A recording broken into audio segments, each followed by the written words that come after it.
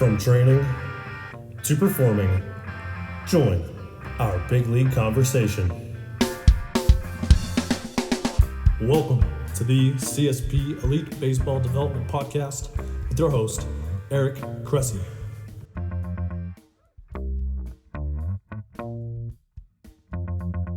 Welcome back to the CSP Elite Baseball Development Podcast. I'm your host, Eric Cressey, and this is episode 71. We've got a super accomplished and brilliant physical therapist on the show today. He's a guy who's set up shop in Indianapolis, and while he only works a little bit in the baseball community, he has some incredible general lessons that I think you'll be able to apply to that population, and more importantly, to think in the grand scheme of things about how you look at the body as a whole, regardless of the kind of athlete that you're dealing with. So you're definitely going to learn a lot here and be exposed to some principles that you haven't seen elsewhere. This episode is brought to you by Athletic Greens. It's an all-in-one superfood supplement with 75 whole food sourced ingredients to support your body's nutritional needs across 5 critical areas: energy, immunity, gut health, hormonal support, and healthy aging. I'm an avid user of Athletic Greens myself, in spite of the fact that I tend to be a supplement minimalist. To me, this is a product that is much more like whole food nutritional insurance as opposed to a true supplement. The ingredients have been carefully selected at the highest quality, most natural source. You get essential vitamins and minerals, digestive enzymes, prebiotics, probiotics, and that's the zero compromise approach from the company. It's plant-based, sourced from whole foods at the highest quality, so you won't find harmful chemicals, artificial colors or flavors, preservatives, or added sugar. Really, it's perfect for folks who are gluten and dairy free, paleo, keto, vegan friendly, great for people who are intermittent fasting, all that fun stuff. Personally, I love it for obviously our athletes who don't get enough nutritional benefits from fruits and vegetables because they don't eat enough. So it's a way to kind of plug in holes in diets. But also, I really like it for our college and professional athletes who may have complex travel schedules where quality food options aren't always at hand. On a personal level, I'm a husband, father of 3, and an entrepreneur. We split our time between 2 states, and I'm also still an avid lifter. So life is inherently crazy, and it can be stressful, and sleep deprivation is definitely something that we encounter. So I rely on Athletic Greens for part of my immune support, and believe firmly that it's made a big difference in keeping me healthy in spite of how crazy our lifestyle is. They've got a great offer in place. If you head to athleticgreens.com/Cressey, they'll get you 20 free travel packets with your purchase. Again, that's athleticgreens.com/Cressey, CRESSEY, and you can claim your special offer. Today's guest is an Indianapolis-based physical therapist who also co-founded Indianapolis Fitness and Sports Training, also known as iFast, with Mike Robertson. iFast has twice been recognized by Men's Health magazine as one of the top 10 gyms in the country. As an author, he's published the book All Gain, No Pain, and he's also co-created the popular DVD sets Inside Out and Assess and Correct. As an educator, he's lectured extensively, including his popular offering at iFast, The Intensive. He's also served as a mentor to many successful coaches and therapists in the private sector, as well as college and professional sports. iFast Physical Therapy specializes in treating patients who have complex pain or injury and may still struggle with pain after previous physical therapy or even surgery. In this interview, you'll begin to appreciate why he has some of his success and how these principles can help you with your athletes. You'll also understand why many people refer to him as the smartest man in fitness, and I'm one of those people, so I'm very excited for this interview as well. Please welcome to the show, Bill Hartman. Welcome to the show, Bill. Well, I appreciate you having me. This is exciting. We haven't talked in so long. I know. I am pumped. I've been stalking you on Instagram and following your every move and picking up a lot of good stuff, which I think actually leads into my first question really well. So I feel like we've known each other probably since, oh my gosh, '09 or so, maybe even a little bit longer than that. Yeah. I can remember taking you to a game at Fenway Park when you were waiting for your hip replacement, and I'll always be so regretful that I dragged you all over Boston while you were hobbling on a bum hip. But honestly, it's a faded memory for me. I don't remember the pain at all. Well, you've got a new hip, so you're a new man too, right? There you go.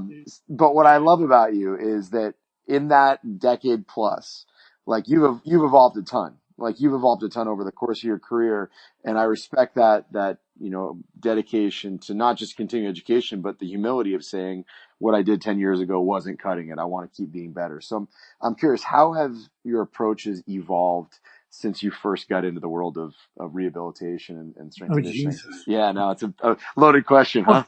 Well, so you're talking about 30 years. Yeah. And it's like the way I always describe it is the therapist that I was when I came out of school, I would never send any of my patients to that kid because he was an idiot. And hopefully I'm just less of an idiot now more than anything else because, you have to constantly evolve. And so, you bring up the last 10 years and I'll tell you that I'll bring up the last month of evolution. So it's got to be in this constant state. We can't know everything. And so there's always an opportunity to get better. And so, to try to compartmentalize this thing into like a single statement or even a single conversation is just incredibly difficult. The thing that I would probably offer is that the perspective is what changes over time. So the tools really haven't changed all that much. So, there's manual skills, there's exercise, there's respiratory driven stuff, there's positional stuff. And so we've always had that. That never changes. I don't think anybody's ever come up with anything within the last 30 years that would say, oh, wow, that's really blown me away because whatever it was so unique as a tool. What does inspire me is this alteration of perspective and an evolution of a model that tells me or at least informs me as to how all of this stuff fits. And I'm in a place now where it's never been more clear. And it's just by paying a little bit more attention to some detail. And I think that's the thing that every practitioner really needs to appreciate is that if you don't feel that drive, then you're going to become stagnant. And I never, ever want to become stagnant. And so that's why I teach so much. And that's why, like before we got on the call here, that's why I have, 3 books open because I'm still asking questions and seeking the answers. And so, the approach hasn't changed. It's just evolved over time. And again, the model that I use now is much more directive than it has ever been. So that if anything has changed, it would be that. It almost seems like it's a quest for efficiency, right? You have a collection of tools in the toolbox. You mentioned like kind of the separate categories of, exercise driven, the respiratory aspect of it, the alignment aspect of it. Is it realizing that one category can give you better downstream effects where if the respiratory and the alignment stuff is good, the manual therapy skills can probably be de-emphasized a little bit? Is it just understanding how one category impacts the next? Right. So we used to look at things as a hierarchy of sorts, when the reality is it's a heterarchy. It's like there's always one thing that seems to be much more impactful. So we look for these windows of opportunity where we can sort of enter into the system and make the greatest impact, or we're communicating and interacting with this system. And so there's going to be certain times and certain circumstances where one aspect of treatment will show itself to be the avenue where we can actually make that level of communication and make the impact and make the changes that we're looking to make, rather than just saying that, oh, I'm this guy, right? I don't want to be that. I don't want to. If you brand yourself a manual therapist, you've immediately limited your perspective. You will now see everything through that lens. You will see everything through a limited number of filters. What I want to be able to do is have as many filters as possible to take this information and then sort through it and then determine in this hierarchy of treatment as to what is going to lead me to the best outcome. That's a great point. And when you're chasing that ideal outcome, one of the best ways is to have a good roadmap, right? So, and I think that speaks to the concept of assessment, where, we often see people who have, remarkable manual therapy skills or, a great ability to coach and get, the desired changes as quickly as they want, or, it's understanding what they see. But in many cases, it's a roadmap that is basically built on a faulty premise of not having a thorough assessment. So I'm Right. curious. One thing I know you've been an early adopter of looking at is infrasternal angle as a key assessment to drive programming intervention. So let's talk about what infrasternal angle is, why it's so important, and what your kind of action plans are based on what you actually find with that assessment. Well, all due respect, and I appreciate you saying that, but the reality is I'm a late adopter. So if you look back, so if you go back to 1934, Joel Goldthwait was talking about this in 1934. You've done a lot of work, with Shirley Sharman's methodologies and such. And so she was talking about it in the early 2000s. So it's been around for a really long time. You're an early Instagram adopter. How's that? Well, was it Tim Noakes? I think it was Tim Noakes that said that every generation forgets something and then the next generation rediscovers it. There you go. It's like kettlebells. So, yeah, exactly right. Exactly right. So I don't know. If I'm considered the early adopter, then so be it. But the reality is, it's like I think what it is giving it some useful meaning other than the fact that we have some sort of muscular activity or whatever. What it is. So if anybody doesn't know what it is, it's the angle of the rib cage as it comes up to meet the sternum. But what this actually represents, it is a structural measurement that actually determines how you're going to be able to do certain things. And so when we talk about baseball players or rotational athletes, this actually tells me, am I going to have this person that is a really good turning athlete or not? And then if he has to turn as an element of the sport, how is he going to do that? And so there's a tremendous amount of information in that regard because what this angle represents is a repetitive structure that occurs throughout the human. So it's a really nice thing. It's a really big angle to measure. It's very obvious, and it gives us a tremendous amount of information. Now, the thing that we have to also recognize is that this thing is directly associated with breathing. And so I need this angle to be able to change its shape. Otherwise, I cannot acquire or achieve certain positions or movements that I would need as an athlete. So again, it's very, very useful. But I think that people get a little hung up on it because it does have this element of novelty. So clearly, the generation before ours has forgotten all about it, and we have rediscovered it, so to speak. And sort of brought it back to some measure of interest and usefulness. But that's basically what it is. And everybody has it. So it's a measure of how you are built and what you are built for and what you are capable of. So that's where I would say that its power lies in understanding it. And would you say, I mean, obviously we're speaking on a podcast with relations to rotational sport athletes. So, we had Stuart McGill on, right? So Stu in the past has talked about, a lot of these athletes who are conditioned to be elite golfers, elite baseball players. In many cases, their spine structure supports that, right? Their spines are more pliable, bendy, they have smaller discs, things like that. Whereas your NFL offensive linemen are, people with these huge discs to handle compression strategies. They don't rotate particularly well, but they handle compression amazingly. So, to some degree, the spine is, is a little bit of natural selection, but there's also a training bias that in some way creates that adaptation, right? So when you start to see infrasternal angles, right, like I know one of the things you'll see is like a wide infrasternal angle.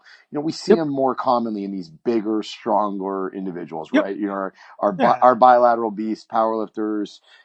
So I guess my question for you is, if we take a lot of our baseball players, our golfers, and this is a debated point in the rotational sport industry, is how much strength is too much. If we're tracing these huge squat and bench press numbers and all these, are we just driving that infrasternal angle wider on a lot of these athletes and causing downstream challenges for them? Like, is there a sweet spot on how much we want to push them before we shift into this a little bit too much?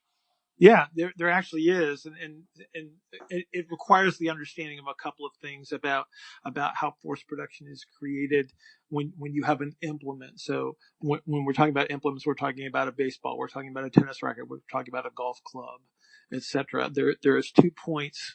There's 2 points in every rotational execution, or every rotational task. So again, we're talking about golf swing, throwing baseball. Mm-hmm. There's 2 points where maximum force production needs to occur, and they are exceptionally brief. And it's so brief that if you snap your fingers, it's probably a little bit quicker than that.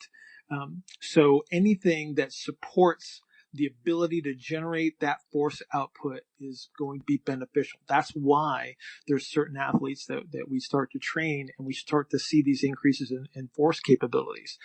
Where it becomes detrimental. So there's always secondary consequences that are associated with every aspect of training. And so strength training is no different. It's like everybody seems to think that, more is better. When the reality is the strategies that are required to increase my force production up above what is required now becomes a limiting factor in my ability to do everything that is required of me as a rotational athlete. So the minute I start to recruit certain musculature, which tends to be the more superficial musculature. So the big giant muscles that we all talk about and everybody loves to train and looks at in the mirror.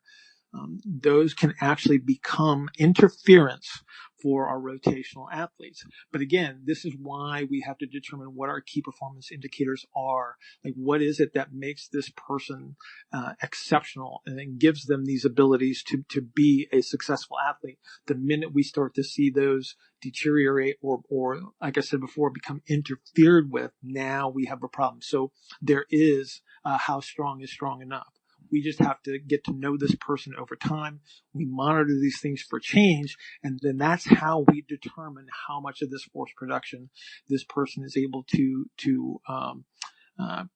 adapt to and utilize in the performance of their sport. And presumably it's impacted by the weight of the implement, right? What's acceptable for a shot put thrower is probably not going to be as applicable for someone who's throwing a 5-ounce baseball. There's different levels of this, correct?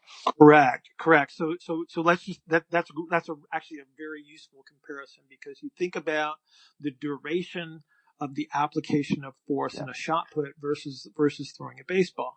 Okay. So with baseball, you have it's the fastest movement capable by a human being, up to 8,000 degrees per second in throwing a baseball. Whereas you can actually see a shot putter put the shot, which means that he has to sustain his force output over a much longer period of time, which is why working more and more on maximal strength, working more and more on hypertrophy-based type of training is going to contribute to his performance infinitely more than, say, a baseball pitcher that needs to throw a baseball at 96 miles an hour, which happens in less than the blink of an eye. So again, we have to take into consideration how this force is produced, when it is produced, and then how long is this force need to be sustained. Because again, in the propulsive phase of the pitching, we're talking about the split of the split second, whereas with a shot put, we're talking about, let's see, a golf swing is just under 2 seconds from start to finish, but yet the propulsive strategy is going to be very similar to throwing a baseball, whereas the shot put, like I said, is going to be a couple of seconds long. Absolutely.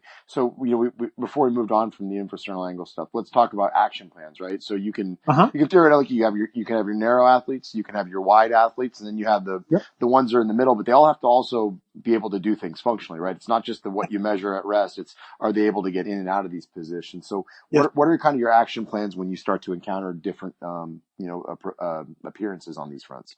Well, first of all, you're not going to change someone. Yeah. Okay. Let's make that very, very clear. Absolutely. If you're a wide guy, you're going to be a wide guy. If you're a narrow guy, you're going to be a narrow guy. And that doesn't mean that you can't play a rotational sport if you're the wider than average. What we want to look for is dynamics. And so there's a way that I actually test this in the clinic as to how much motion that they're actually able to produce. There is not an ideal angle. In fact, if there was such an ideal angle, this person would probably be the worst athlete that there is, because they wouldn't be very good at anything. They would be incredibly average. They'd be mediocre. They'll live to 78 years of age. They'll have limited number of illnesses, and they'll work a 9-to-5 job, and they'll take 2 vacations a year, and they're going to be incredibly average people. The great athletes are not that. They're going to be biased. But the thing that we want to make sure that we have is sufficient dynamics because the ISA is representative of the ability for me not only to produce certain activities, but to shift the pressures and the volumes that occur inside of the body. This is how we actually produce movement.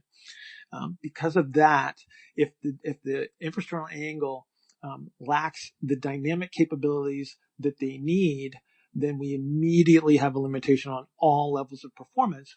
And that doesn't mean that they can't perform. So this is really, really, really nitpicky. But the reality is like you can throw 96 miles per hour with faulty mechanics. Mm-hmm. And the concern that we have is are they using some form of compensatory strategy that actually may at some point in time create some measure of overload that they don't control well. And again, we're in a level of unpredictability at this point. So we're playing probabilities under these circumstances. And so again, that's why we have to measure these things over time, and we make associations with, okay, what is so-and-so capable of doing? Does he have normal dynamics? Does he have this physical capability? If he loses it at some point in time during the performance of his activity, is he able to recapture it? The thing that we don't want is for people to live in their compensatory strategies. Under certain circumstances, we understand that when we're talking about performance, that it's entirely possible that the only way that they're ever going to do this is with a compensatory strategy. But again, these are the things that we have to monitor over time. Mm-hmm. And like I said, we just assure that we have this dynamic capability, and that comes down to exercise selection.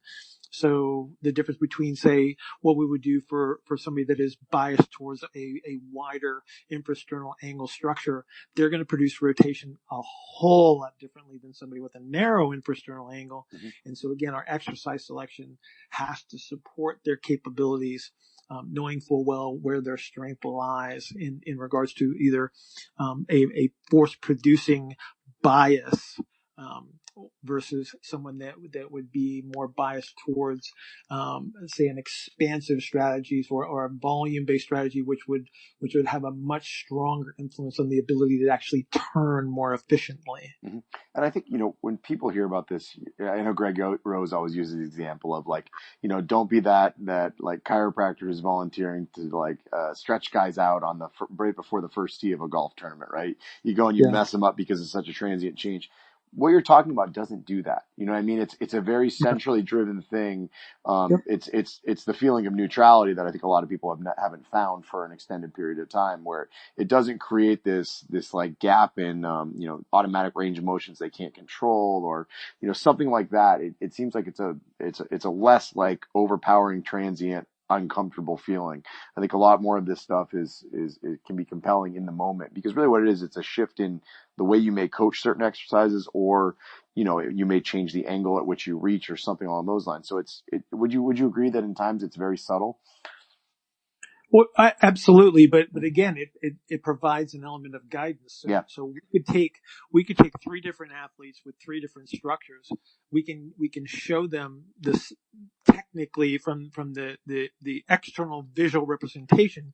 It's going to be called the same exercise. It will be executed very similarly, mm-hmm. but yet each of the athletes will have its idiosyncratic method of execution, which supports their physical structure. So again, we're not asking someone to go against what they are genetically designed to do. We're actually supporting their superpowers, right? Which is, in all reality, that's exactly what we're saying. This is going to be your strength.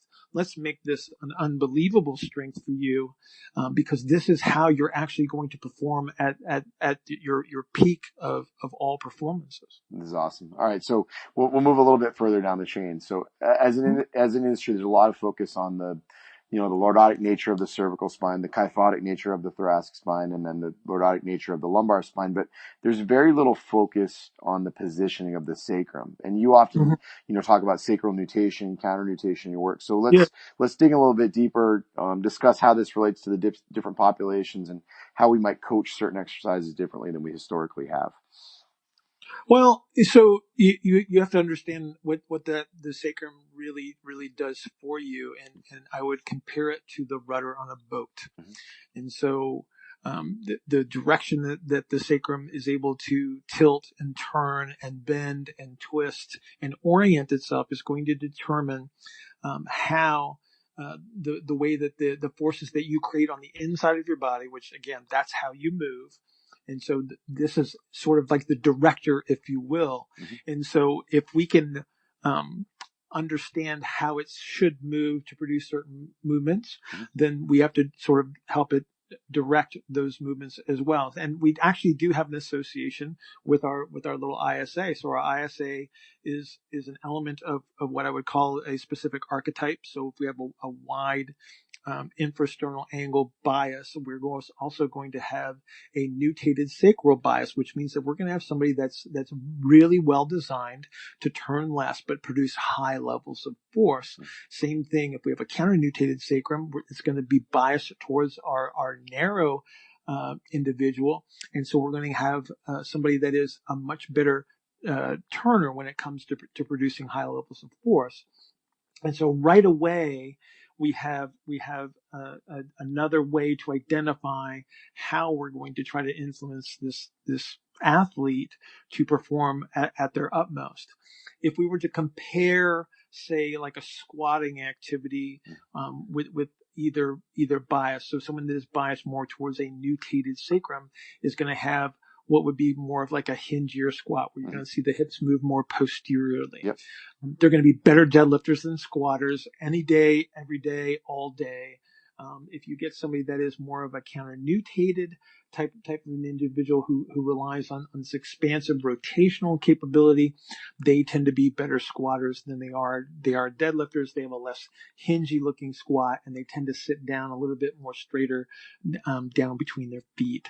And so right away, if you're not sure about what you're looking at, all you got to do is call out an activity and you say, how do you do this? And then simply observe.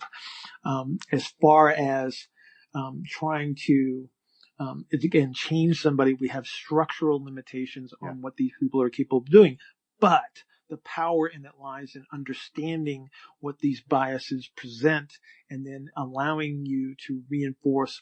Again, I always refer to it as superpowers, because when we look at these athletes, they do such amazing things, but they don't do everything amazingly. They do certain things, and there's where we want to place the emphasis. It's not about trying to change someone. It's about reinforcing what they were meant to be able to do, and always giving them the potential to execute at their best. That's awesome stuff. So this is a baseball development podcast, so let's speak more specifically to the development of rotational athletes. You were track and field thrower back in the day yourself, correct? I was a javelin thrower. There you go. So you lived it. So I'm curious, nowadays, when you look at, even thinking about what you did back then, but nowadays, where are folks really missing the boat with respect to optimizing, rotational athletes in terms of performance, but also managing them in terms of keeping them healthy? What are the big rocks for you? Well, so I think you used the perfect term, that this is a management process. It is an ongoing process that we have to be aware of. We've covered a number of things already that I would say are important influences to understand. So once we understand structure, and we have to understand that not every pitcher is going to actually produce.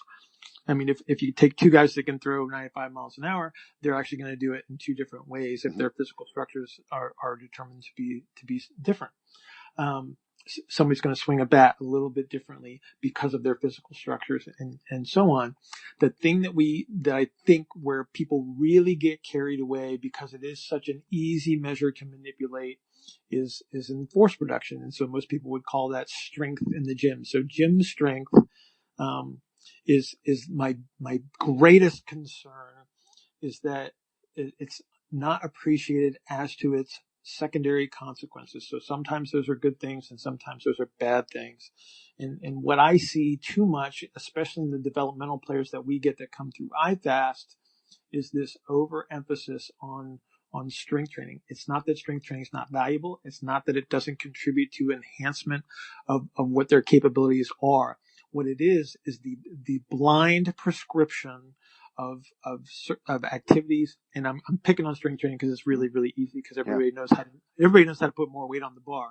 What they don't understand are the consequences that are associated with it. So literally such things as you put a barbell in the hands of the wrong human being, and you create a compressive strategy that literally flattens out the shape of of their rib cage, and you've just stolen the rotation from that human being.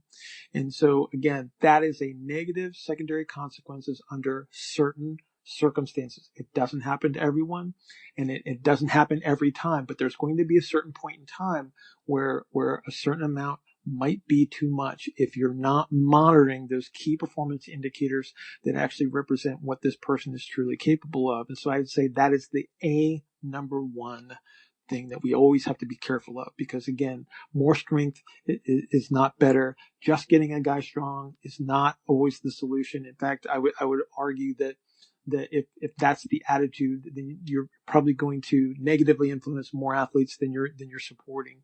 And this goes for any sport, not just the rotational athletes, because we always want our kids to stay as healthy as humanly possible.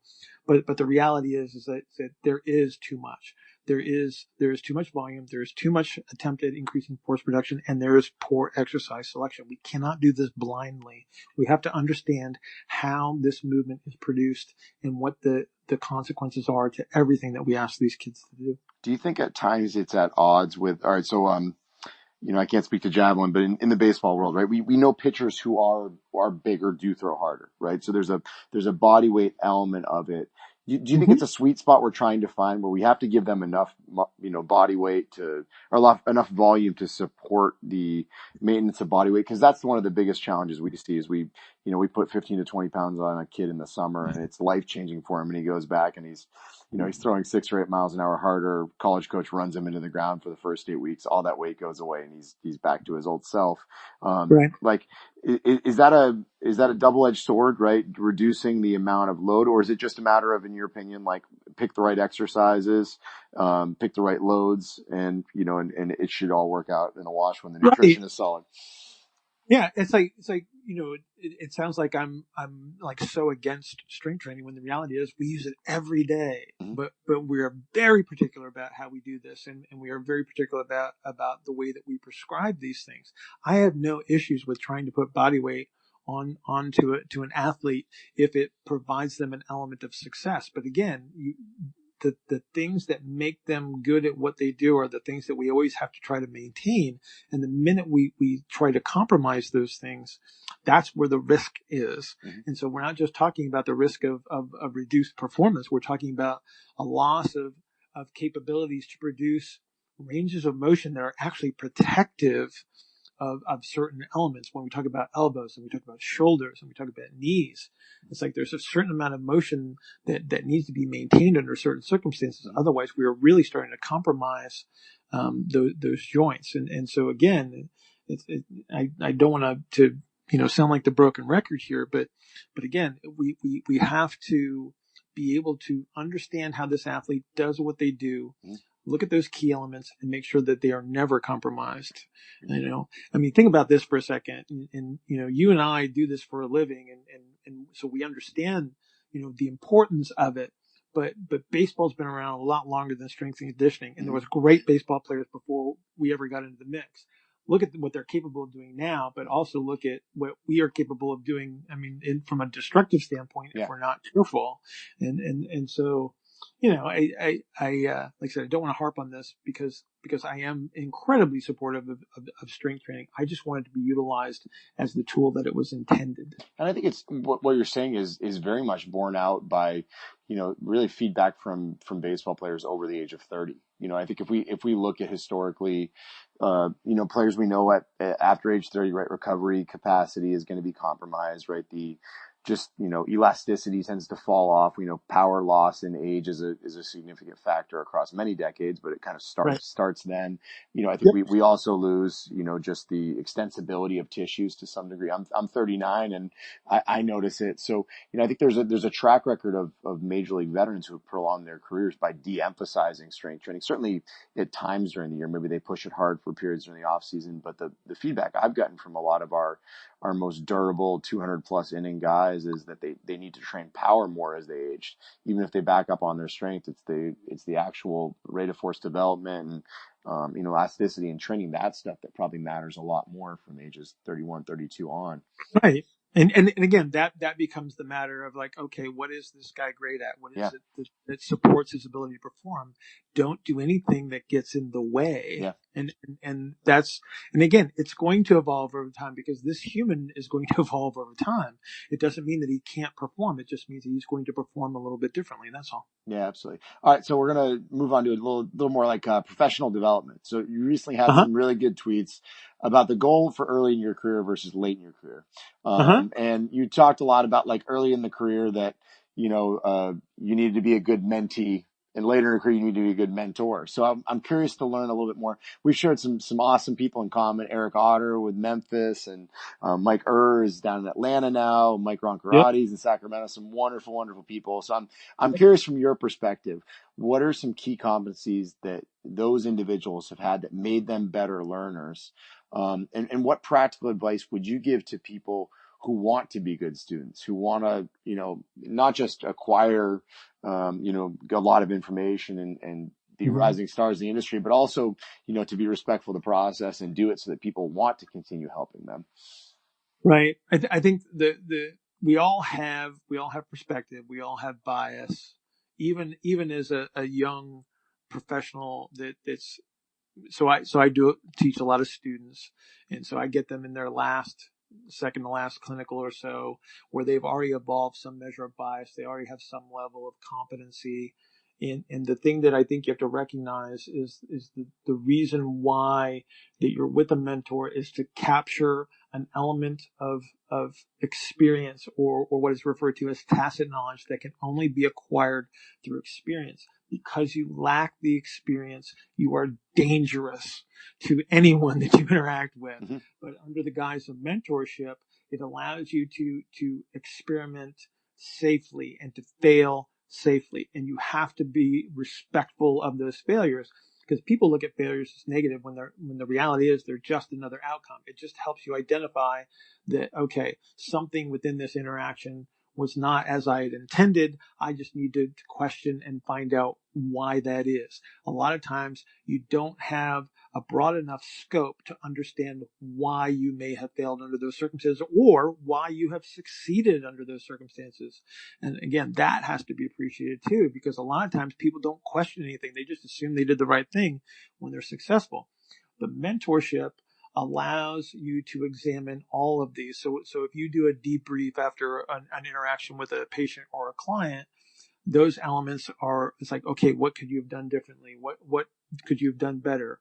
Where do you think you had other options? What are those other options? And so the toughest thing for a student to do is number one, leave your ego at the door. Whatever you think you know, when you are participating in a mentor-mentee relationship, you have to sell out to the mentor. It doesn't mean you don't question. It just means that you have to understand that this person is attempting to lead you somewhere of benefit and to provide you this experience in the safest possible manner. The best students that I've ever had are creative thinkers. It's not that they have this vast wealth of knowledge, but they can think creatively. They can see things from other perspectives. So I'll give you, for instance, so I had a kid that came in. He was a rock climber. There's tremendous amounts of creativity in rock climbing. When you think about it, it's like I have to identify certain handholds from certain perspectives. So I'm constantly looking at things from a different way physically. That translates into a cognitive strategy where he will start to look at things differently.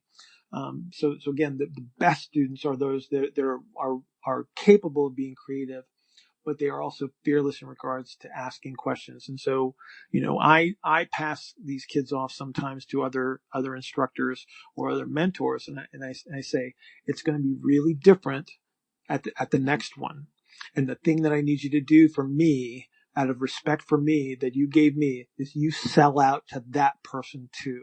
Mm-hmm. It doesn't mean that you negate anything that we've learned, as this mentor-mentee, but you have to sell out to that individual as well. You have to give them the same respect and the same level of credit, because they have experiences that I don't have. They have experiences that you don't have. And so again, your job is to acquire experience in a safe and protected manner where you're not going to injure yourself nor anyone else in the process.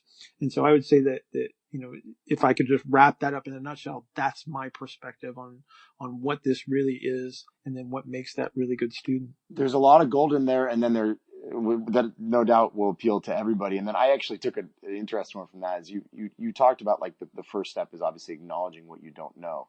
And I'm curious, like I had this conversation with one of our staff members the other day. Is I think in times like I look back 10 years, I look at when we got, Tim Collins started training with us in 2007, and Tim was 5'5", 130 pounds, and we put 40 pounds on him, and he was all of a sudden throwing mid-90s in the big leagues. He was just a freaky reactive athlete. We put some strength in the right places. We got lucky. You know what I mean? How often have you looked back on what you did, 8-10 years ago and said, I did something that I thought was right at the time and it worked, but it probably worked for entirely different reasons than I actually thought it was going to? Well, so here's the reality is that we're there's a great book out there for anybody. It's called Thinking in Bets. It's by Annie Duke. Great book. And so she summarizes it so perfectly because she was a professional poker player, and what people think that what we do is like chess. It's like, oh, I see a presentation, that means I use this move. Mm-hmm. And for us, the move would be an exercise or a way to program or some other intervention. When the reality is we're always playing probabilities. And so I still have no idea as to why the things that I do work. What I do understand, and it's not that I don't have a premise in mind as to why they may work, but the reality is you can't tell because there's too many factors involved in any outcome. Yeah. So what we are doing and what we learn over time, and this is the value of experience, and this is the value of tacit knowledge, is that what we are capable of doing is narrowing down the probabilities of what will be the best intervention in these circumstances. And we still miss. I mean, like nobody's batting 1,000 here in our world either. Mm-hmm.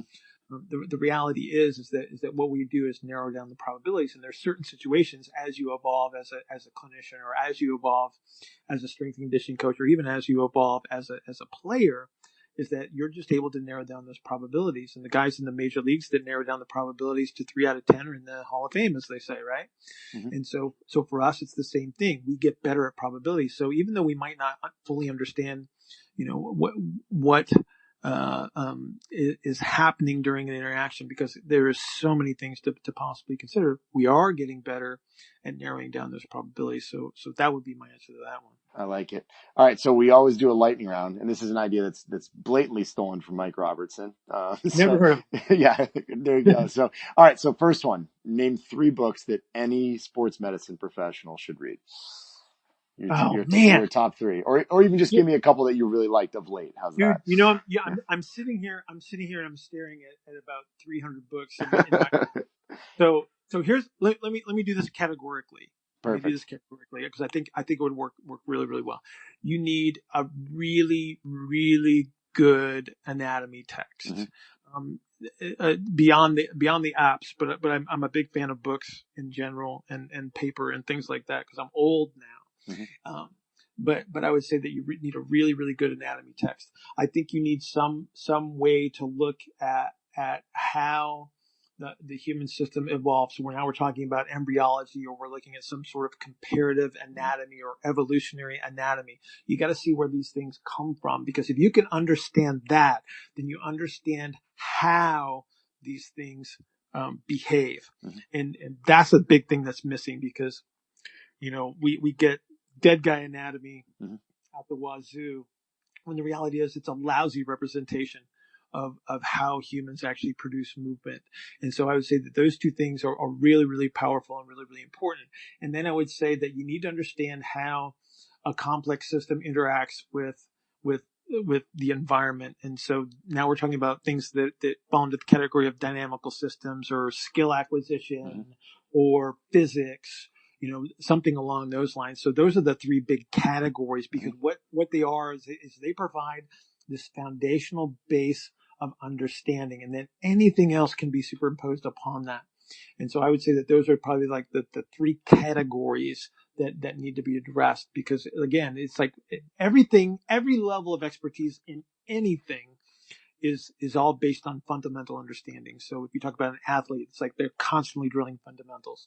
And so in our world, the physical elements of behavior are what we need to understand. So if you understand the interaction, you understand where you came from, and you understand how this stuff actually works, then there's your superpower as a strength conditioning coach or a physical therapist. I like it. Next one, you mentioned that you always have questions that you want answered. Where do you think, what keeps you up at night when you stare off into blackness at 3 a.m.? Where do we need more research? What is it that you're excited to learn about now? Jesus, I tell you what we don't need. We don't need another research study on stretching at all. I could go another lifetime without that. I would say that we need to start looking at the live dynamic anatomy and how forces are actually produced, with the consideration of the internal. What we've tried to do is measure things on the outside because it's a little bit easier to do and it's a little bit safer to do. It's less invasive, but we have to start to take into consideration these internal dynamics, because one, they are elegant and amazing when you get right down to the smallest possible level about how this stuff actually works. It is magnificent and underappreciated. The problem with the way that things have been represented in anatomy, is that it's a bunch of levers and pulleys, and that's not cool, and it's not sexy, and it's not even how it works. And we start to look at how it really happens. It is amazing. So that's where the research needs to go. I like that. I'm also curious, I think to the humility point from earlier, like you're a super accomplished guy. You're extremely bright. I think it's worth mentioning too, like you're still a guy who's not afraid to refer out. I think that's something that gets glazed over. I'm curious, what are the things that when you see them are absolute, I send these out, are there certain presentations in new patients that you see that are absolutely, I need to escalate this to someone else first? Oh yeah, absolutely. Yeah. I mean, it could be. So I'm not a psychologist, so Yeah. I gotta have somebody that I can interact with there, because Yeah. again, there are behavioral elements that I just cannot overcome. Yeah. There are certain anything that qualifies as a specialty element. So my proxy measure for everything is movement, and so when I see an aberration of what I would perceive as what this person should be capable of, and I am not the guy that can determine the cause. At least I can't narrow it down enough from a probabilistic standpoint.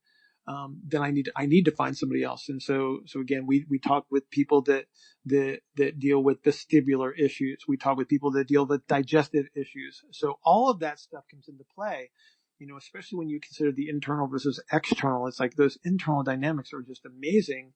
But you get somebody with like irritable bowel, guess what? They don't have normal interactions internally. And again, so we always have those professionals on hand. And then we've got the typical, I'm going through this horrible, miserable dental thing to help with my sleep.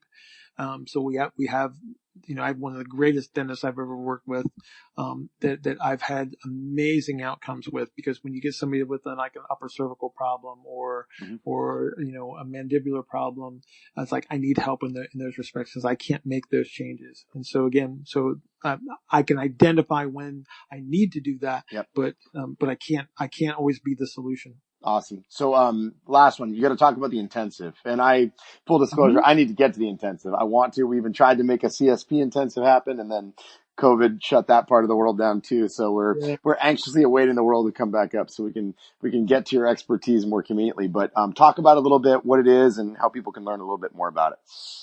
Well, okay. So I hate continuing ed, not in participating. I just don't like the structure. I don't think it's very useful, because if you're in a room with 100 people, there's maybe 20% of the people that are getting something out of it. And there's only 5 that are probably fully engaged, and the rest are just waiting to scoot out early on the last day to get their certificate, because what you have is a manual. You have 2 days of teaching, and it's very standardized. So the intensive is not that. It is 8 people jammed into a tiny little uncomfortable room where we basically struggle for three days, basically. It's actually a little bit longer than that if you count the fact that it never stops. So once we start on a Thursday night, we don't finish until we're done on Sunday.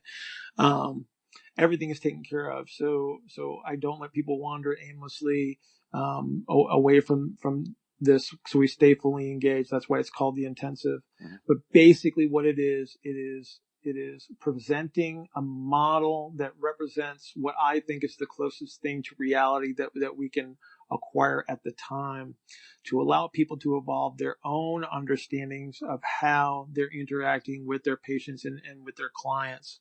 And so again, we're using a very physical type of product, because again, the proxy measure that I have available to me is quite simple in its movement, but thankfully it is also representative of so many other things. And so again, we just dig in. It is application required. It's not anybody that gets to want to go cannot go. So I'll open this thing up, and within 24 hours, I'll get like 40, 50 people applying to this thing. And then I got to pick 8, because I want to keep it small and I want to keep it interactive, because that's how people learn. You learn through struggle, not through sitting in a room for 2 days and then walking away with the one thing. Do you ever hear that phrase like, hey, if I walk away from this course with one thing, then it was worth the money and worth the time? I don't believe that for a split second. I think that you should walk away blown away. And so the other thing that I think needs to occur is follow up. And so everybody that goes through the intensive is now in a Facebook group. They are currently participating in a weekly, any number of interactions, from case studies to videos to presentations. We do a couple of live Zoom calls every month minimum. And so again, this interaction does not stop. It is continuous, because you have to be able to continually evolve as a practitioner. And so the best way to do that is by interacting with other people that will challenge you. So this is just this massive ongoing thing that has turned out to be a lot cooler than I ever imagined. But I was hopeful that it would become something like this. The feedback has been really, really cool, and I'm excited to check it out myself. So folks can find you on Instagram and Twitter. It's at Bill Hartman PT. You're very active on both Twitter with a lot of like really just good, I would say, reminders, good quick hitter thoughts, and then Instagram with some really good videos. So it's a collection of great thoughts, and also plenty of stuff on YouTube that relates to what we talked about with the infrasternal angle and the sacral nutation and counter nutation. So I definitely encourage people to check that out as well. Bill, this was awesome. Thanks so much for joining us. Well, I appreciate you having me. And like I said, it was great to talk to you. It's been too long. Absolutely. We'll have to do it again soon. Thank you for joining us for another episode of the CSP Elite Baseball Development Podcast. If you enjoyed this episode, we'd be thrilled if you'd consider subscribing to the podcast and leaving us a review to read on iTunes. We welcome your suggestions for future guests and questions. Just email elitebaseballpodcast@gmail.com. Thank you for your continued support, and we'll see you next episode.